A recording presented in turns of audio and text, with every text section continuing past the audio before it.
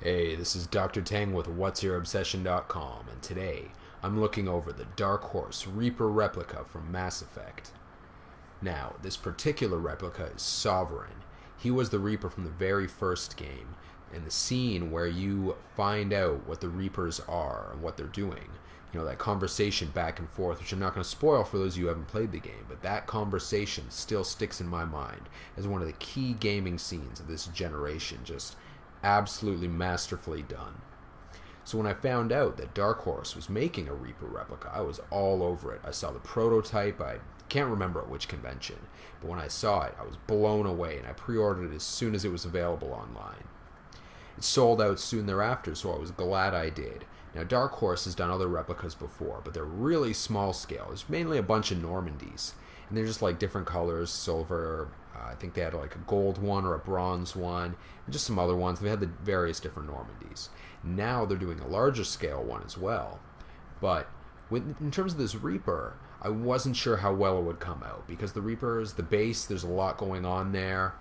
There's, even though the Reaper itself is some basic mechanic shapes, there's a lot of different things going on in the paint scheme and some detail work that really need to be smooth lines, or else it would just look wrong.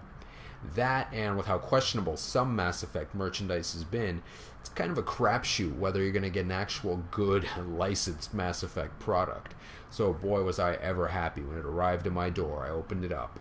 It's just fantastic.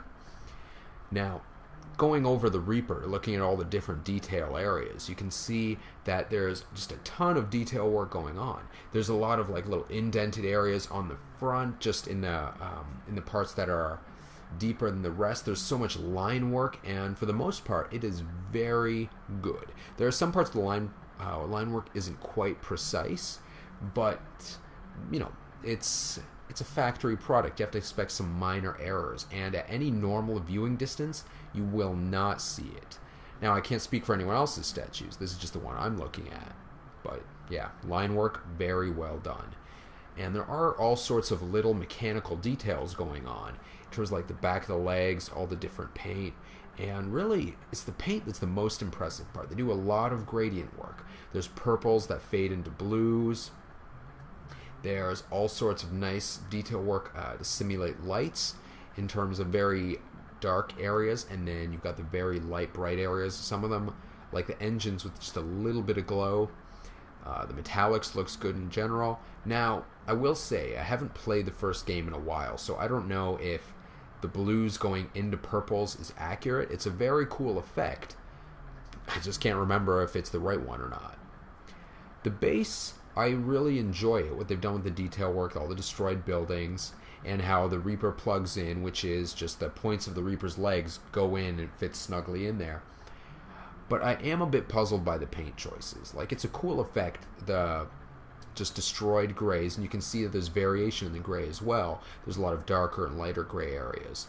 But the blue kind of glowing effect. Now again, I don't remember that in the games at all, although I guess in the first game it would have been the Citadel. But I don't remember why the buildings would glow blue. It seems to me that would be an area for more browns and reds, you know? So while it looks cool, not sure why they didn't go with more kind of reds and browns for a destroyed area. It'd be really interesting to see someone do that with the base. Still, the overall statue itself is very impressive. Comes in at 18.5 inches. It's actually very lightweight, but as you can see, the Reaper design is really thin as well. So it's easy to move around, looks good, sculpt is great, paint's really well done. I was very impressed by this, and I am definitely looking forward to the much larger scale Normandy, which I think is also some 18 or 19 inches long. So while they won't be in scale to each other, you're going to have two great Mass Effect replica displays, assuming that one comes out as good as this. So yeah, hope you enjoyed the review, and I very much recommend this Reaper.